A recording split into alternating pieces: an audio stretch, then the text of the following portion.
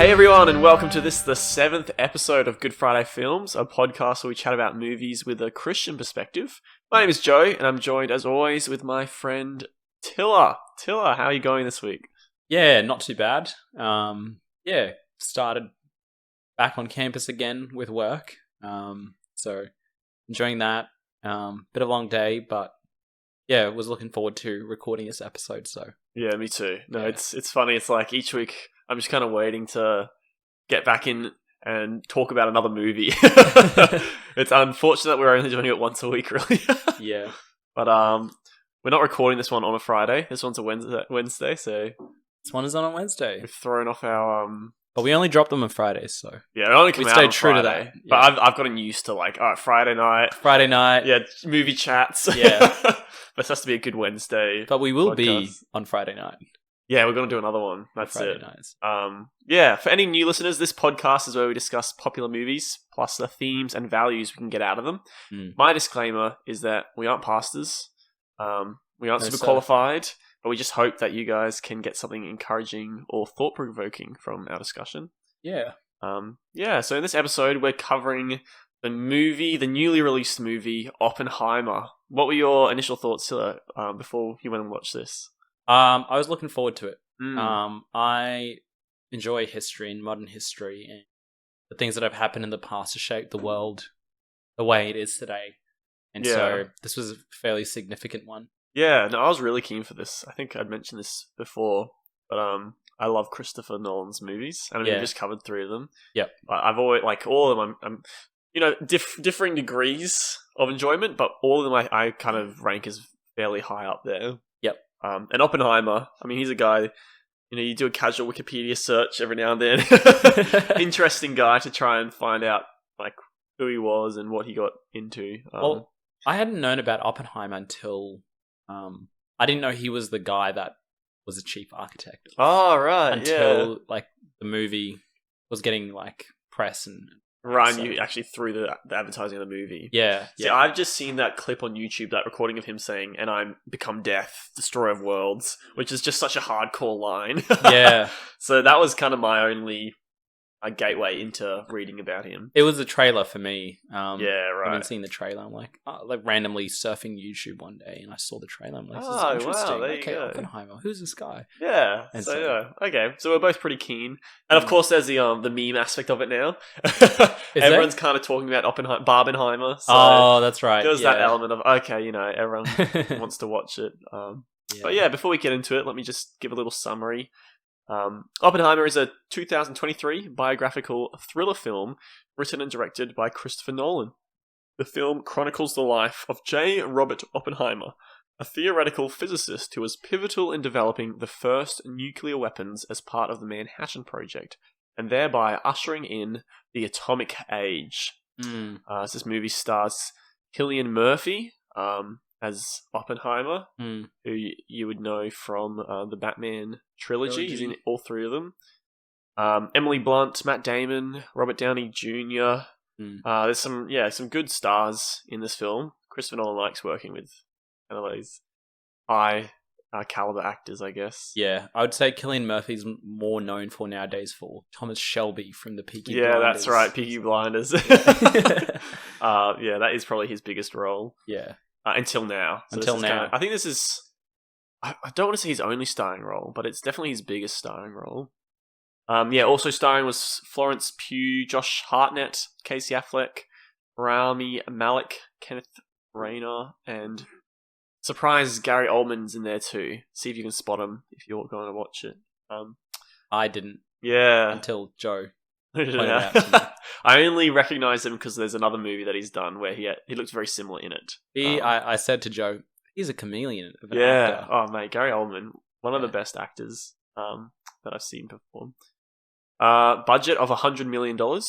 And so far, the box office in the past week, since it's been out, it's been $209.2 million, which is really good. Doubled Yeah. easily. first. Apparently, they say that it needs $400 million to break even. Okay. So that's like, I don't know, it costs $100 million budget, double that for marketing, and then cinemas will take like 50% of the profit. So you need 400 to kind of break even. Yeah. Okay. It's doing really well so far. Yeah. It's definitely going to make that back. Mm. Yeah, there's a bit of drama around this film actually. So maybe before we get into the film, it's fun to just touch on the whole Barbenheimer phenomenon. What did you know about that? Like, I mean, there's a big kind of a thing, I guess. Yeah, Barbenheimer month. Yeah, I why don't do you really reckon know that too became much a about thing? it. Yeah, okay. Do you know much about it? Well, I mean, the only reason it would there's no reason everyone's just decided Barbie and Oppenheimer are the two movies that we have to watch. Aside from they're just so different, I guess. Just like one's like a black and white, sad drama piece biopic. Yeah, well, that was. And the other one's Oppenheimer. Hey, got him. But Barbie, I think they're just so polar opposites. Yeah, and I mean, people were genuinely excited for both of them. Yes, so it just kind of becomes a meme, I guess. Which one do you watch first? Yeah, that's right. What order do you watch them in? But no, there's a bit of drama around that. So apparently, Warner Brothers, who is releasing Barbie, Christopher Nolan, pretty much all his movies have come through Warner Brothers. Yep. Until his last one, Tenet, in 2021, Warner Brothers that year decided to release all their movies simultaneously, both in cinemas and online. Yeah. And he was not like a fan of that because he was a big advocate of getting people back in cinemas. Yep. So he's basically, since that movie just cut ties with Warner Brothers completely, shopped around. Universal kind of supported his decision to only do cinemas. So that's why they're the ones who have financed this movie. Yep. But guess who is releasing Barbie? Warner Bros? Yeah, Warner Brothers. Yeah, and so there's a bit of politics there of they've decided to release Barbie the exact same day. Time. Oh, wow. Yeah. As Oppenheimer. Yeah. Potentially to try and undercut its sales. Yeah. So that's pretty, a bit of drama in the What's the difference industry. in money so far for Barbie's going to be earning quite a bit more. Yeah, that's true. Yeah, let me look it up. Barbie. Interesting to see the earnings so far. Yeah, it's already past 400 million. Yeah, okay. But you've got to take into account Oppenheimer is quite a more adult movie. I think it's like MA15 or something. It's a biopic. Yeah. Barbie is young kids could probably go watch that. There'll be people who play with Barbies as a a child. Our generations, well, previous generations too. Yeah, that's right. It's for a much long time, broader appeal. Yeah. So it's you can't really compare the two. No. And they're both doing pretty well. For the types of movies that they are. Yeah. Okay. But yeah, I don't know. What do you think happened in this movie, Tiller? What's your what spoiler summary?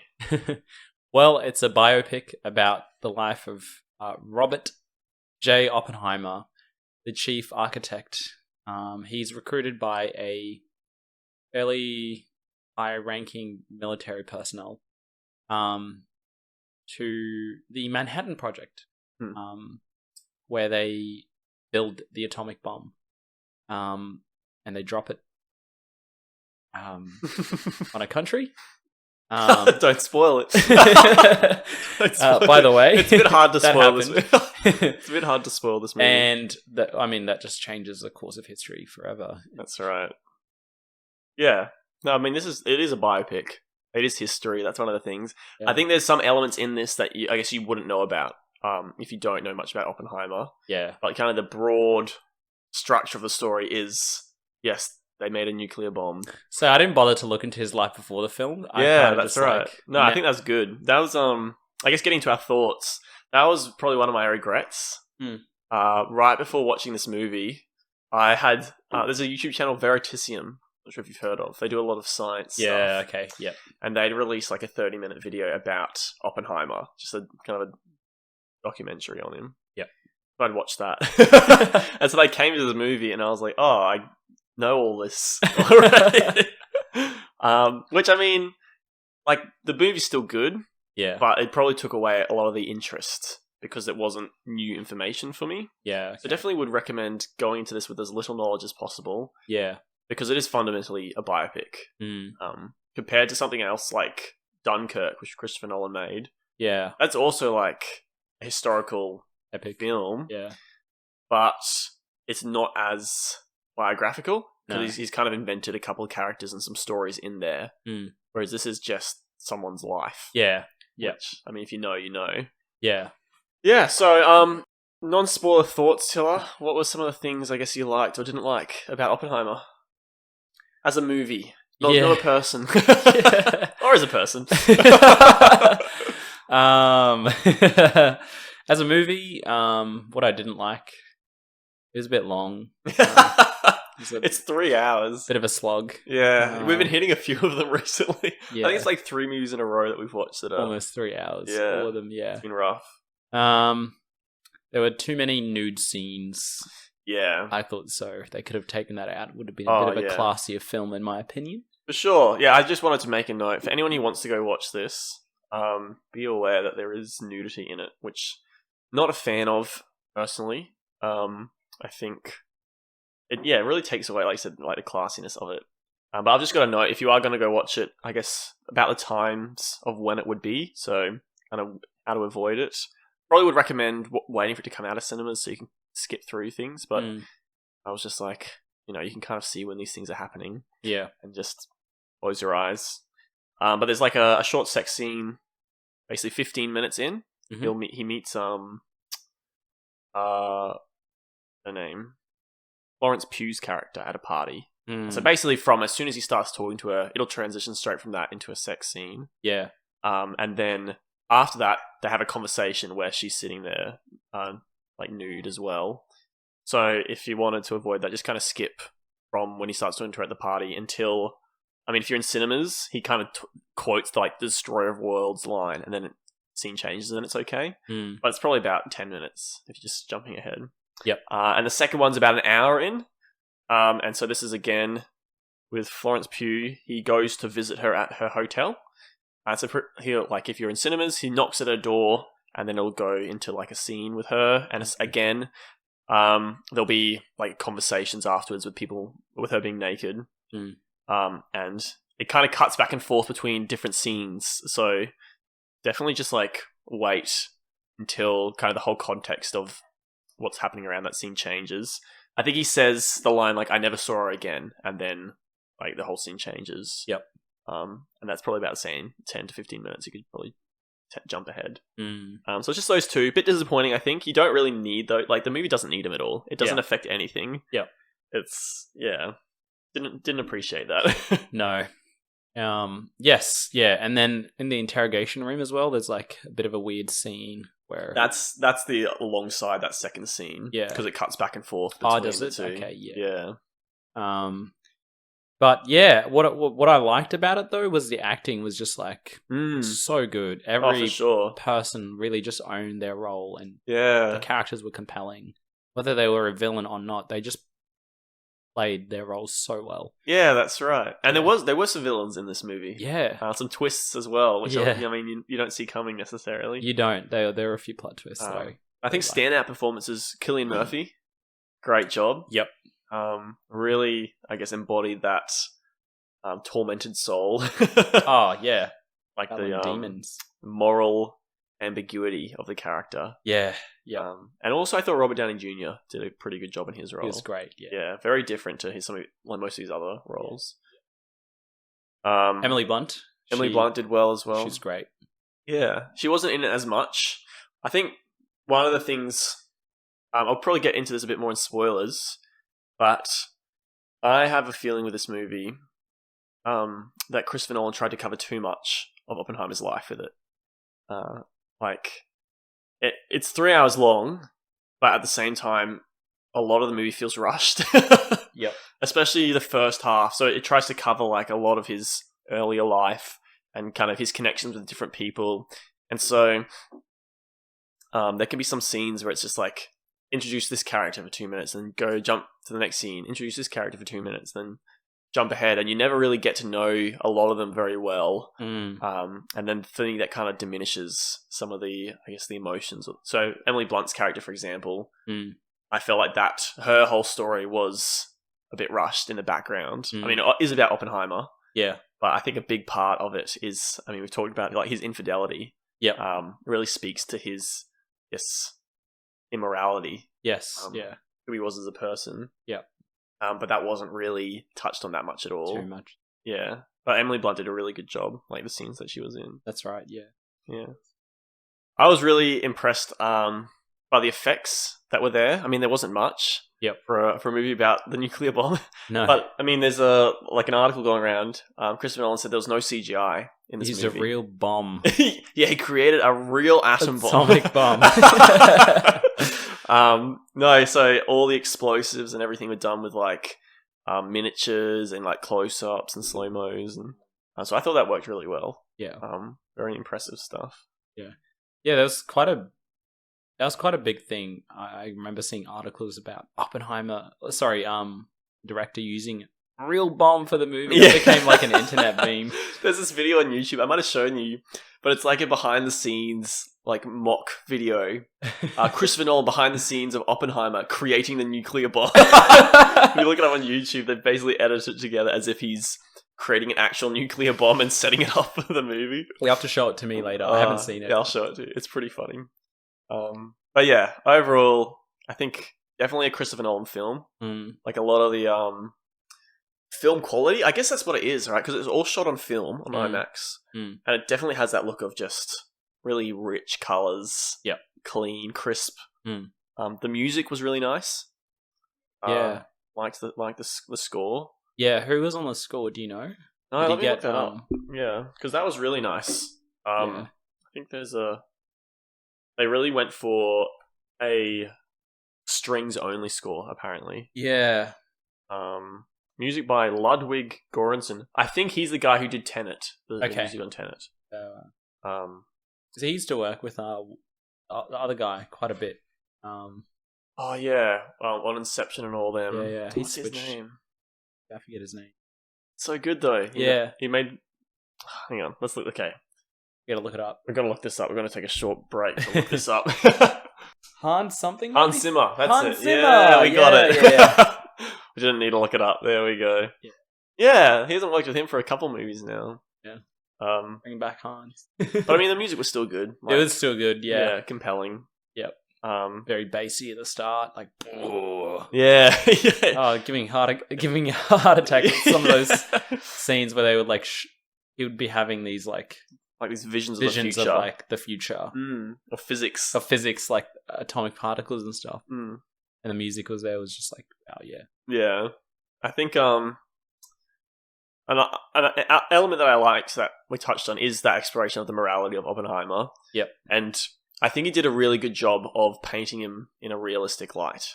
Yes. So I feel like it would have been very easy to just be like, this is the evil guy who made the atomic bomb. Yeah. He's like corrupted, or he should never have done it. But instead, he really painted, I guess, the dilemma. Yeah, I won't talk about it just yet, but like there's a lot at play and lots of different motivations. And I appreciated that. I appreciated that it wasn't just kind of painted black and white. No, you can kind of. It felt like a very honest portrayal of history. Yes, like this is who this person, like close to what this person might have been like, and his motivations and all that. Which is much more enjoyable to watch and learn that way. What did you think was a reason they would switch between black and white scenes to like colored scenes? Do you reckon there was like a? Yeah, so I read that Christopher Nolan, he was wanting to, play with the idea of subjective storytelling versus objective storytelling. Okay. So all the segments in color, Yep, is all from Oppenheimer's perspective. Wow. So it's all like he's telling stuff based on what he did and how he felt. Yep. And so things like, there's some controversy around, no Japanese people are shown in this movie, even though, Japan's the place that was bombed. But it's told from Oppenheimer's perspective, and he didn't know any Japanese people, and he didn't see the bombing, and he didn't know any of that. And so it's a very kind of, like, that plays into a lot of that moral ambiguity, because he's so far removed from what he's actually making and what, like, it's going what it's going to do. Yeah. But then the black and white stuff is meant to be more objective, told from the perspective of someone else. It's black and white. It's black and white. Yeah, it's black and white. It's like, this is what he did. Anymore. This is what happened. I figured that might have been what it was. Yeah, so I didn't pick that up until I read it. I'm like, oh, that's clever. Yeah. I thought there had to be a reason. But in the movie, I was just like, oh, it might just be to distinguish the timelines or something like that. But yeah, no, it was cool. It was a cool idea. And I thought it worked really well. It did. Yeah, any last thoughts before we get into some spoilers for the movie? No. Let's get into it. What would your rating be for those who haven't seen it? My rating for this film would be a 7.5 out of 10. Okay. That's pretty good. Yeah. I said this movie was good. Yep.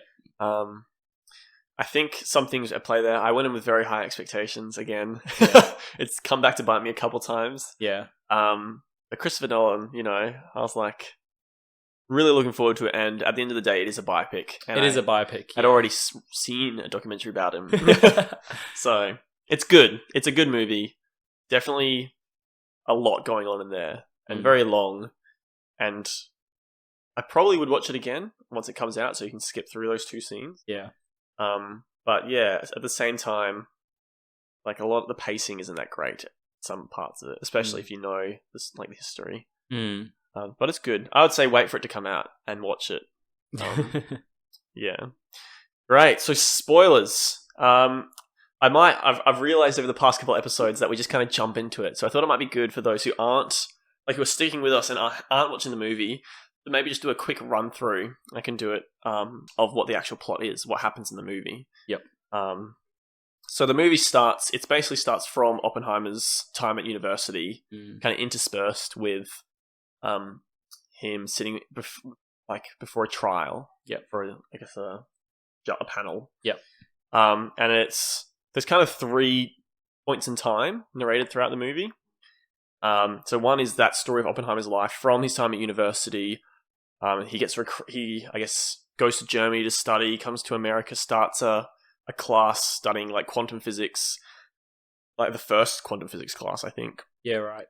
Then gets recruited for the Manhattan Project. Heads the team to create the atom bomb. Yeah. And then, they succeed, it gets taken, it gets used. But then the second time period is like a few years later, because after the bomb gets dropped, that's when some of his apprehensions come to the forefront. Yep. And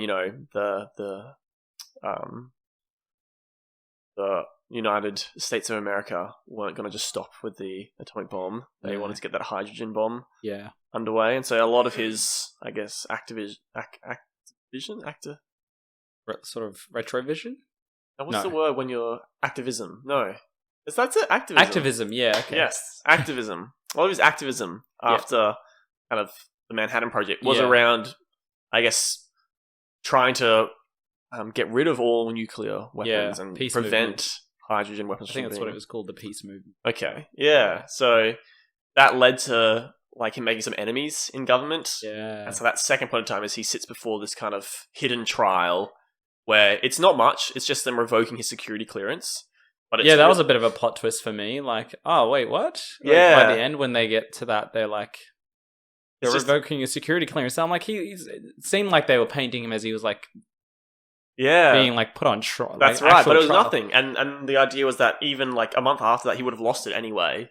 But the point was that they wanted him to lose credibility in the public. And so they did this private trial because it wasn't for anything important. Yeah. He couldn't stand in front of a jury. Yeah. But he could be painted out to be this traitor, this someone who's untrustworthy. So people would stop listening to his opinion. Yeah. And then the third point of time, this is, I guess, the plot twist, which I'll talk about. It wasn't that big of a twist, but a guy, Strauss, a government official, who's kind of been painted as like a nice guy, someone who's been helping him throughout the movie. It's showing that he was the one who orchestrated that trial of Oppenheimer. In revenge. Yeah, revenge. Against what Oppenheimer said. Yeah, so we'll get into that too, I guess. But he just had a vendetta against Oppenheimer. Yeah. And so the third point of time is he's now sitting before the Senate, I think, because he's been elected to be a government. Yep. But he's being interrogated. Yeah, as well. Again, not in front of a jury. It's just like a carrot, has to be elected. So he's just trying to get a vote. Yeah. And someone brings forward the fact that he, secretly dodgy in this dodgy way, had a trial for Oppenheimer. Yeah. And so then he doesn't get elected. No. A bit of retribution there. Yeah. And then the movie ends really with the idea of reflecting on the impact that Oppenheimer had. What does it mean for the world? Yeah. So that's a bit of a summary. Yeah, what did you think? It's a lot there. It's a lot. Yeah. It was a lot of jumping back and forth between a lot of scenes, and like I would have probably have preferred a more linear, sort of linear, ordered for someone who doesn't really know the story of Oppenheimer. Right. Yeah, it was a bit confusing. Yeah. So I think especially the first hour of the movie where it's covering his time at university, it is, for me, it feels like they almost, I don't know how to put it exactly, but there's like, they're trying to touch on all these stories of Oppenheimer's life. So they touch on the fact he tried to poison one of his professors with an apple. Some cyanide in an apple. Then they try to touch on the fact that he met this scientist at this place and he met this scientist at this place. But it happens so quickly because, I mean, it's such a large period of his life that it almost just feels like they're doing cameos. Yeah. They're like, hey, look, here's this guy for 2 minutes. Up, jump over. Here's this other guy for 2 minutes. And then you never see them again. Yeah. He meets like a German scientist, I think what's Heisenberg or something? Something like that. Yeah, but you never see that guy again. No. It's literally a 2-minute thing. They shake his hand and then they're off. Yeah. It's just like, whoa, they got Heisenberg in here. And they've Einstein in the movie. Well, how did you feel about that? Einstein being in the film? Yeah. Did it take you out of it at all? No. So I was just a bit like, I felt like they were treating him like Gandalf. It's like Einstein? Yeah, like it's just like, every now and then he'd go and consult the Grey Wizard, go into the forest and have some words of wisdom. Yeah, and then that'd be it. It's just like 3 scenes he's in, and every time it's just this kind of piece of advice. And it's like, this isn't my battle, this is yours. It's like, thanks, Einstein.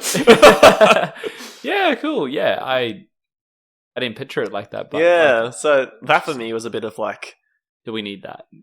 The pacing just felt a bit off. Yeah. I think I would have preferred if it was more like Dunkirk in the sense that they just select a few events of his life. I mean, they did. They selected like kind of 3 key points.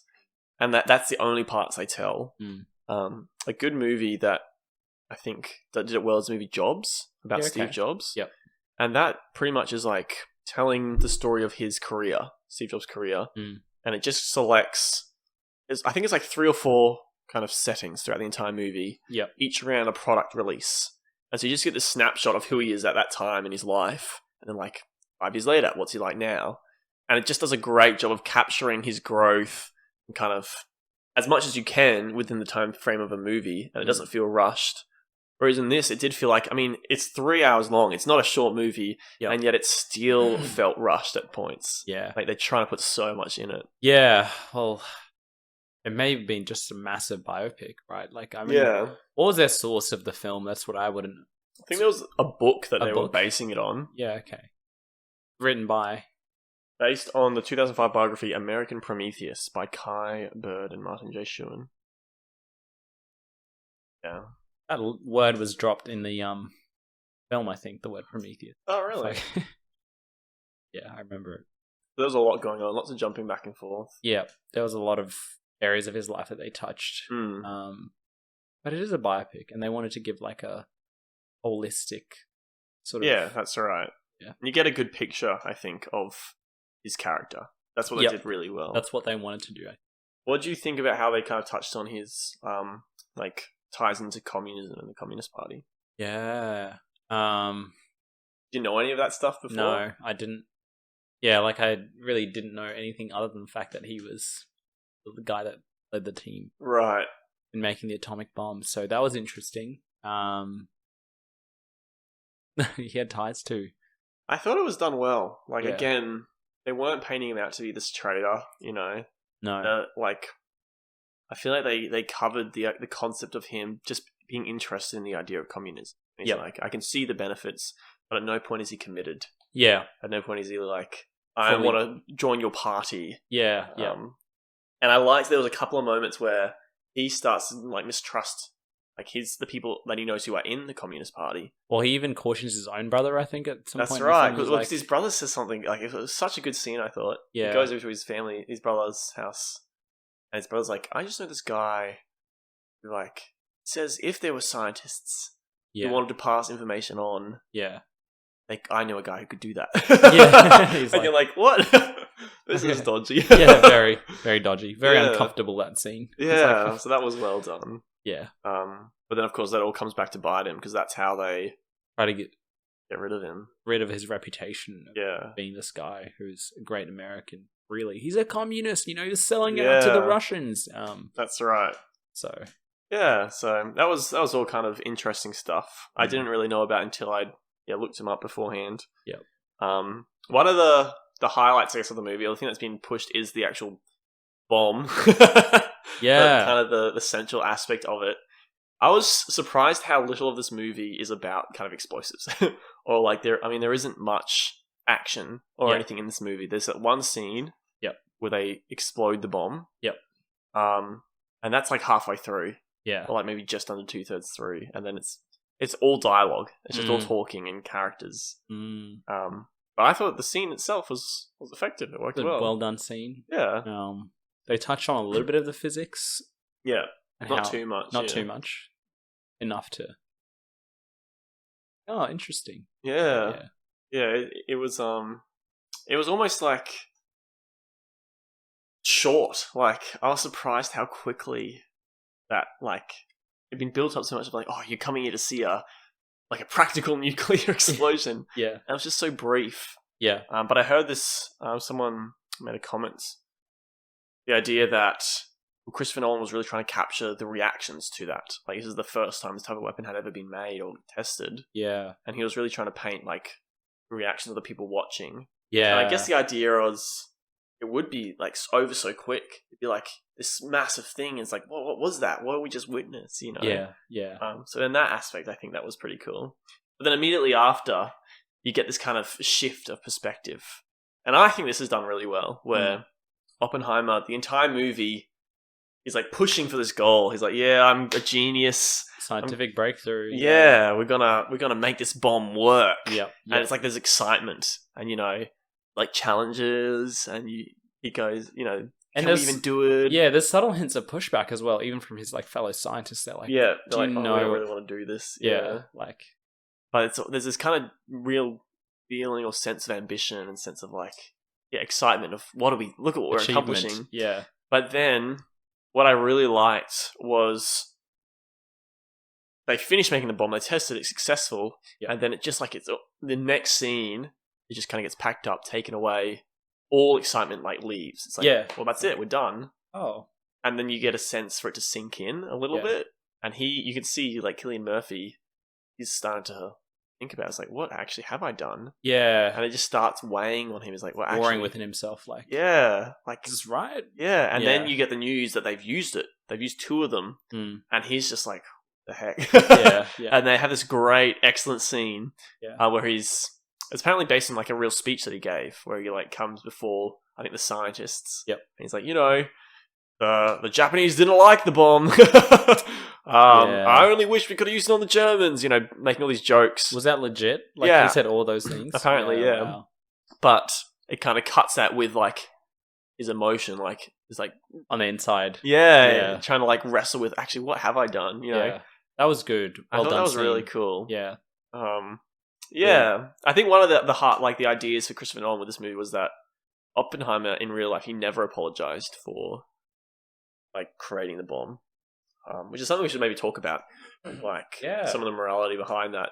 But Christopher Nolan really wanted to portray, I guess, some of the, like, not shame, but like he did feel guilt. He would have felt guilty from this, and I mean, he demonstrated in a lot of these actions afterwards in his campaigning against like nuclear weapons. Yeah. So I think Christopher Nolan did a really good job of painting the turmoil and the conflict of like, this guy. I mean, technically he did something really good for his country. Yes. But morally, was it good? Anything, I guess, out of the movie and the spoilers that you didn't like too much? No, nothing. Yeah, well, I've kind of covered most of the stuff I didn't like. I guess the only other thing would have been like Strauss. Yeah, okay. You didn't like Strauss? I liked him, but that whole twist of he's like, I was the one who orchestrated it. To me, I was like, who? Like, he wasn't in the movie much before then. Yeah. It just kind of felt like a bit shoehorned in at the end there. Yeah. Yeah. I created this guy, and he thinks now he can like Yeah. So that was the only thing again, but I think that comes down to again the pacing of it. Yeah, a bit of like how much they were trying to cover. But yeah, no, overall good movie. Enjoyed it. Thought it was very like well done. Yep, executed well. The ending as well. Like, really makes you think. Really makes you contemplate, I guess, the impact of Oppenheimer and how it still is. Like, I think it's easy to look back and be like, oh, that was then, you know, we're so far removed. But no, it's still rippling to this day. Oh, yeah. Like, I was saying to Joe the other day, it's the most dangerous time to be alive. We've got more than 12,000. There's more than 12,000 nuclear warheads in the world. Is there? Yeah. It sounds like there'd be more than that. Like, a lot more than 12,000. Well, officially, what we know, there's more than 12,000. Yeah, right. But there could probably be a lot more. Yeah. And I mean, these aren't small ones. Like, the one that we saw in the movie. These are much more sophisticated than they were back then. Yeah. We've got hydrogen bombs now. Yeah. It's huge. So it does make you think. There's this running thread. So Strauss has this vendetta against Oppenheimer because he feels like Oppenheimer has turned the scientific community against him. Yep. He's kind of like, I don't know, intentionally tried to paint him to be this bad guy. Yep. And then the twist at the end is that, well, one of the, I guess, the little reveals is that Oppenheimer didn't ever really talk about Strauss. Like, the people just didn't like him. Yeah. And he was having that conversation with Einstein. Yeah. And so it ends on this conversation he has where it's like the idea that, well, they had this concern before launching the first nuke that the chain reaction of the explosion wouldn't stop and it would just kind of ignite the atmosphere. Everyone would die. Yeah. And then they have this conversation at the end. It's like, well, we have started the chain reaction. Yeah. And it could lead to everyone dying. You know? Like, that was deep. That was really deep. Yeah. And then it kind of paints this like picture, this another vision of the future of like thousands of warheads launching and flying and the world kind of blowing up. Yeah. Definitely trying to send a message there. Yeah. So you kind of lead it going like, oh, mate, yeah. Yeah. Makes you, I guess, a bit more aware. Yeah. But yeah, let's get into some of the values or the messages that you felt this movie was trying to paint. We've touched on this a few times already, but yeah, like moral ambiguity. You know, Oppenheimer, really, beginning of that third act, really wrestling, you know, how complicit am I in this? People so far removed from him, he doesn't even know like what these people are going through or like how it's going to affect them, as you were saying earlier. Yeah. And he really starts, that internal battle within himself, and I thought that, like, was done really well. And yeah, for sure. Yeah, he's like, I mean, there's the two sides of it, which like I said, they painted it. They did a good job of showing us both sides of the coin. So the one side is that, I mean, you're creating this weapon that can kill millions, potentially, of people. Yeah. But on the other side, they were making it during World War II. Yeah. And there was a real concern that, I mean, Germany, they were also simultaneously working on the same weapon. Yeah. And they had some really well-known, like, physicists working for them. Yeah. And so the concern was like, well, what if Germany makes it first? Yes, yeah. I think there's this line, it's like, I don't know if we can be trusted with this weapon, but I know for sure the Nazis can't be trusted with it. So you have this little bit of justification there of like, well, you know, if we don't do it, should they? They will do it. Yeah. And so it does add like that grey area of like, okay, well, why you? Yeah, what's the alternative? You know, how do you stop? Like, what else can you do? Yeah. But then they have that moment where the Nazis lose, and then they still keep making the bomb. Yeah. That's when it was getting like, wow, okay, interesting. And Japan like really was almost on the verge of surrendering as well. Apparently, they weren't really having much left in them to continue fighting. But so it's like it's a real conundrum, I guess. Very real, and I could see how it would weigh. Like, I wouldn't want to be in that position. No. Yeah, but I do think they did a good job of painting some of the people who didn't have that conundrum well. So, like, there's a scene where they go and discuss the use of the nuclear weapon. Yeah. And they're just talking about, like, oh, we'll bomb this city. I'm not there. You know, I went there on my honeymoon. That's nice. But this... and it's just so, like, they don't care. Casual. Yeah. Just, like, a complete lack of empathy. Yeah. That was good. I like how they portrayed that. Because that's, like, I think that reflects, like, reality in a lot of ways, where a lot of evil is done without realizing. It's like, we just don't recognize our complete lack of empathy. No empathy at all. Yeah. Yeah. But yeah, that was really, really well done. There was that kind of question brought up because Oppenheimer, after he made it, all of a sudden he's now anti-bomb, pretty much. He's like, we don't want the hydrogen bomb. We want to really work towards removing all nuclear weapons from the world. And then he was also like, why didn't you try beforehand? You know, you were the one making the bomb. Yeah. Why didn't you stop then? See, like, how it could be used. Yeah, it's like, really where is this wrong ways? This morality come from all of a sudden? Yeah. And yeah, I mean, like, he had the motivation of the Germans, and I think as well they touched on the fact that he was Jewish. Yep. And he'd lived in Germany and knew a lot of, like, physicists and people there. We did have a lot of empathy for, or compassion for, the people in Germany. That probably would have been a really big motivation. Yeah. For him. Okay. I didn't know it was. They kind of touched on it partly, didn't they? Yeah. So that was his heritage, I guess. But yeah, at the same time, it's like, I don't know. It's hard. It's like a hard question. It's hard to say what is right. Because even from a Christian perspective, of like, the Bible says, "Do not murder." You know. But then that whole question of, like, when it comes to war, what are you meant to do? What do you do in there? Who's right? And, like, are you meant to just kind of sit back while someone takes over? You know? Yeah. It's a real interesting question. It is, and I mean, we're just all so limited in our scope of reality, and no one is really objective. No, that's right. It's like, what would you have done in that situation? Yeah, I'm glad I wasn't in that situation.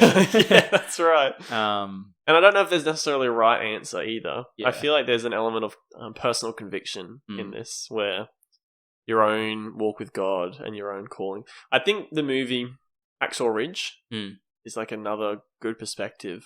I've forgotten the guy's name, but the story of this person who went into war. They're like, I'm not going to kill anyone, but I'll go in as a medic. But like, so he was a Christian. And this idea of, he felt really convicted. I'm not going to kill anyone, even though it is war. I won't take a life, but I can still help in this battle by trying to save lives. Yeah. But I mean, if everyone did that, you know, you're not going to win the battle. Yeah. So it is like a very morally ambiguous, I guess. I guess, though, the only thing, is there's a lot of what if scenarios. What if we don't create this bomb and get ahead of everyone? Like, what if Germany? There's a lot of what ifs there. To prevent something else, they were like, we need to do this. This is a necessary evil sort of justification, right. And I don't know if I quite agree with that. Right. But And even like with Japan, like, you see the argument of, if they hadn't dropped the bomb, they would have had to invade. And like, I mean, I think it was like 200,000 people died from the bombs. If they'd invaded, maybe 400,000 people would have died from wars. But we don't know. You don't. You don't know. You only know what has happened. I was reminded of the trial of Jesus, actually, watching that film. Pontius Pilate. His sort of moral dilemma. Right. He was in. How, like... He's like, it's not my problem kind of thing. It's not my problem sort of thing. I'm not actually the one who wants to, like, have him killed. Yeah. They want that. Yeah. If I don't give them that, then there's going to be a riot, and there's going to be a greater. Yeah. So this is like a necessary evil in order to prevent this thing. Like, I'm going to have Jesus killed. Yeah, that's a good comparison. Yeah. Like, it seems like the smaller of two evils, but at the same time, it still is an evil. Yeah, well, Jesus didn't deserve it. He was perfectly sinless and righteous. Yeah, he was doing the right thing. He was loving God and loving people. Yeah. But Jesus allowed himself to go through. Yeah. Because he also knew it was necessary to happen. It was God's will. That's right. So, yeah, it was interesting. And then you have Pilate washing his hands. Okay, like, I'm absolved of this. Yeah. But he still was responsible. Yeah, you are the governor at the You've been end put of the in day. authority. Yeah. Yeah, it does land on you. which was interesting in that scene with the president. Yeah, that was Gary Oldman. That was his role. Yes, what? I mean, surprise. If you haven't seen it by now. No. Which I didn't pick up on. That was done really well. And yeah, there's this sort of interaction between him and Oppenheimer. Truman. That was the name of the president. Yeah. President Truman. Where Oppenheimer's kind of just sharing. I feel like I got blood on my hands. Yeah, he's got blood on his hands. And the president delivers this like really awesome, terrifying line. Yeah. Where he's like, I think that was about you. Yeah. You think they care? You think they... Who made the bomb? They care who dropped it on them. Yeah. Like, blood is on my hands, not on your hands, buddy. Yeah. So, yeah, just so much. Mate, really well done. Really powerful, I think. Yeah. I don't like... Again, you come out of this movie, you're thinking... It doesn't make a point, necessarily, of like, this is right, this is wrong. But it shows you what happened. In a lot of ways. And like that interaction did happen. Yeah. With Truman. Oppenheimer did meet Truman. Truman has been recorded like calling him like a crybaby physicist. Yeah. Really not being a fan of Oppenheimer after the fact. Yeah, wow. This idea that like Truman had to make this decision to kill hundreds of thousands of people. Yeah. You know? Yeah. Like, oh mate, it's all so tough. It's terrible stuff. Really terrible stuff. Yeah, I'm glad I'm not in that position of Truman or...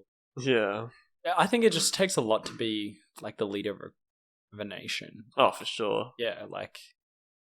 Yeah, wow, imagine being put in a situation like that. Yeah, like, alright, so you got your options. You either send in hundreds of thousands of troops who might die, or you bomb two cities and kill hundreds of thousands of innocent people who will die. Yeah.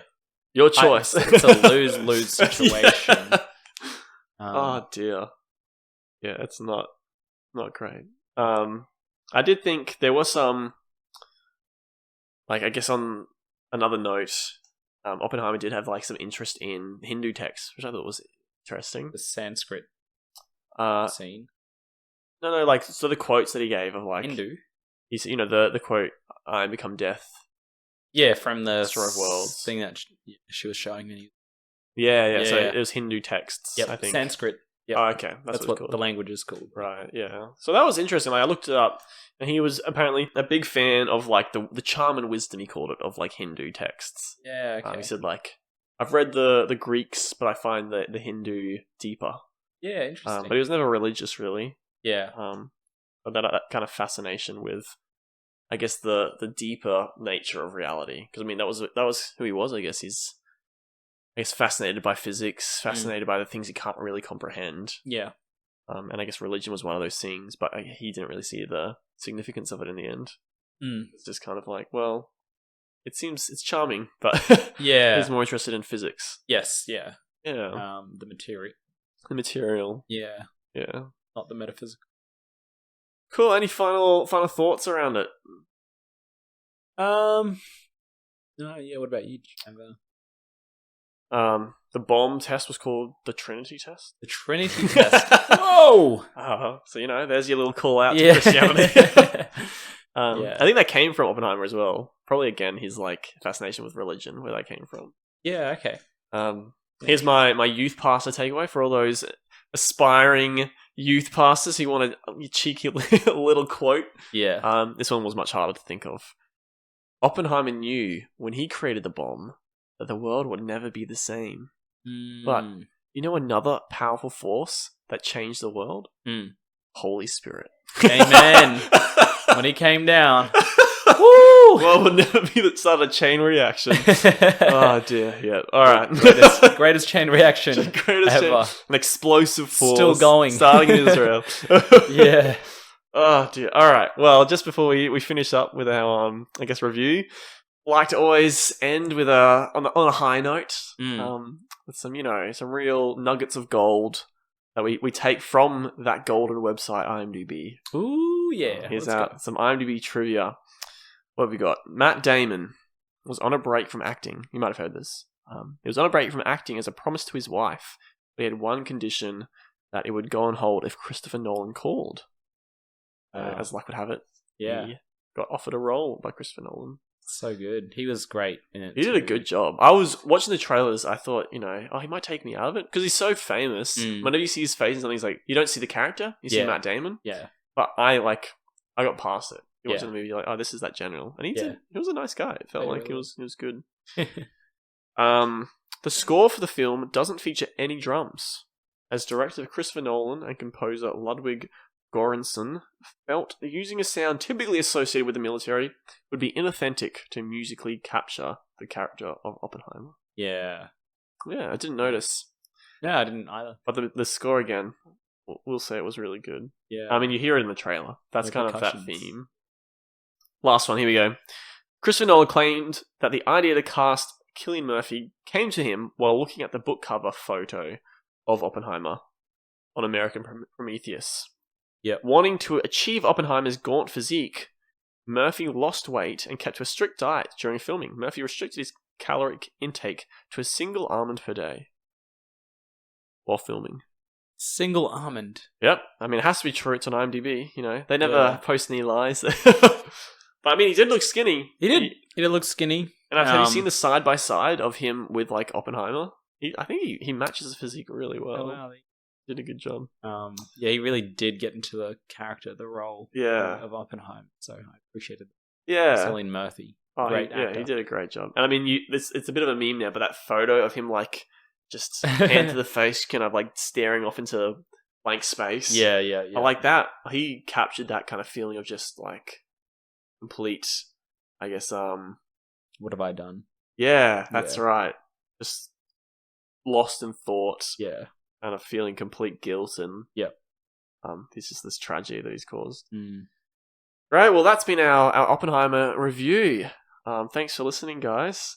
Attila, what are you looking forward to? What have you been watching? Well, we're going to be watching 7 Pounds. 7 Pounds. Have you watched it yet? No, I haven't watched it. I might watch it tomorrow. It's going to be a Friday thing for me. Yeah. So, yeah, going to watch that. It's a recommendation from our team leader. And so it's going to be interesting. Another sad film. To see. Apparently it's really depressing, so I have to really pump up my mood right before. But it won't be 3 hours long. So yeah, that's true. 2 hours and 4 minutes. You can use the remaining 56 minutes that you would have spent doing something fun. Yeah, so I'm going to watch that. Beyond that, I'm not sure. What about you? Is there anything you look forward to? Well, I'm going to watch Barbie this weekend with my wife, so won't be alone in the cinemas. Have an excuse to be there, but looking forward to it. When? This Sunday after church. Yeah. Gonna go. I've heard it's funny. I'm looking forward to seeing Ryan Gosling doing some good acting. Not going to take it too seriously, but it's getting good reviews. Yeah, keen to see what it's like. Yep. Everyone's rocking up in pink. Apparently, Apparently people are dressing up. It's a whole thing. Yeah. Movie I watched recently, though, The Unbearable Weight of Massive Talent. Not sure if you've heard of it. No. By Nicolas Cage stars in it, and he's basically acting as himself. Yeah. But a fictional version of himself. Yeah, okay. That was fun. Yeah. It's just a meme on himself, essentially. A little bit, yeah. Just making fun of himself. Sort of. Yeah, it's a bit meta, so it's kind of like a movie about him making this movie that you're watching. But it was funny. It's a comedy. Yeah. But some surprisingly good performances. Pedro Pascal's in it. Yes, yeah. They both do a really good job, I felt. So it was good fun. Nothing to write home about. Nothing amazing, but a good time. Comedy. Yeah. Cool. Well, thanks for listening once again, everyone. If you wanted to get in contact with us, you can find us at goodfridayfilms.com or send us an email at goodfridayfilmspod@gmail.com. Otherwise, we are Good Friday Films on pretty much every social media platform. We'd love to hear from you. Send us movie recommendations, send us your thoughts, and let us know what you'd like us to review next. See you guys next time for another Good Friday, another good film. Yeah, we'll be discussing 7 Pounds. Woo! Bye!